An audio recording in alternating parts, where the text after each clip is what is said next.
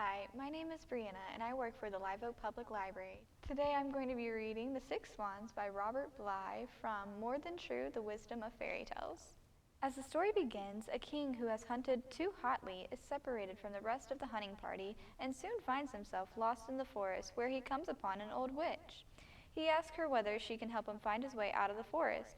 "Oh yes, indeed I can, but there's a condition first. If you don't agree to it, you won't find your way out at all, and you'll starve and die here." "What's the condition, then?" "Make my daughter your queen. If you agree to that, I will help you." The king agreed and followed the witch to her hut, where the daughter was waiting. She was beautiful, though he did not like her.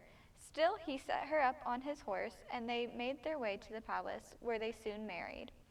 The king and his first wife had brought to birth 7 children, 6 boys and a girl. They loved them all beyond telling. The mother had died, and since the king feared the new queen might not treat them kindly, he kept the children so concealed in the forest that he himself could find them only by the means of a ball of yarn a wise woman had given to him. As the ball unrolled in front of him, he had only to follow the yarn to find the lonely castle where they lived. He went so often to see them that the new queen grew suspicious. She commanded the servants to follow him and report back to her. They told her about the ball of yarn. The new queen had a plan. She made 7 shirts of white silk and sewed a charm on to each one of them. Then she found where the king had hidden the ball of yarn, took it, and followed it to the castle where the children waited for a visit from their father.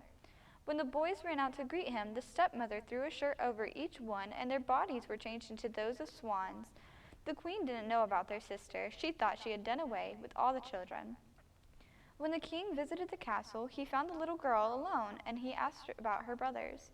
She said they had flown over the forest in the shape of swans, and now she was by herself in the castle. The king wanted to take her home with him, but the girl was afraid of the stepmother and begged him to let her stay another night. That night she walked out into the forest and kept walking day and night until she found a little hut with 6 beds in it.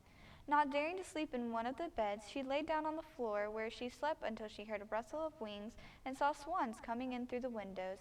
As soon as they took off their swan skins, she saw they were her brothers. They greeted each other with great joy, but soon the brothers said, "You can't stay here. Robbers live here. If they come home, they'll kill you. You can't help me?" "No. We have only a quarter of an hour as humans, then we're swans again." The little girl said, "Can't I set you free?" "Well, if you're willing to go 6 years without speaking a single word or laughing, and to spend the whole time sewing shirts of starwort for each one of us, you could, but that's too hard."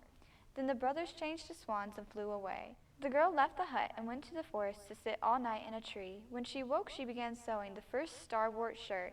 The king of a different country was out hunting, and when his men asked her what she was doing alone in the forest, she simply kept on sewing. They kept pestering her until she threw down her jewels one by one and bits of her clothing until she was there in nothing but her slip.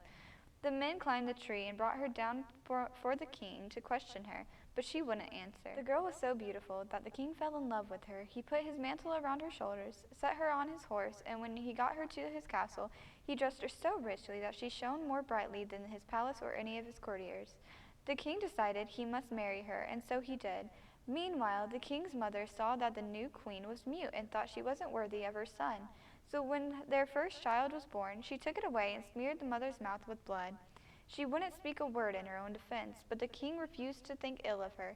Still, when the same thing happened 2 more times, the king gave his wife over to the court, and she was sentenced to die by fire.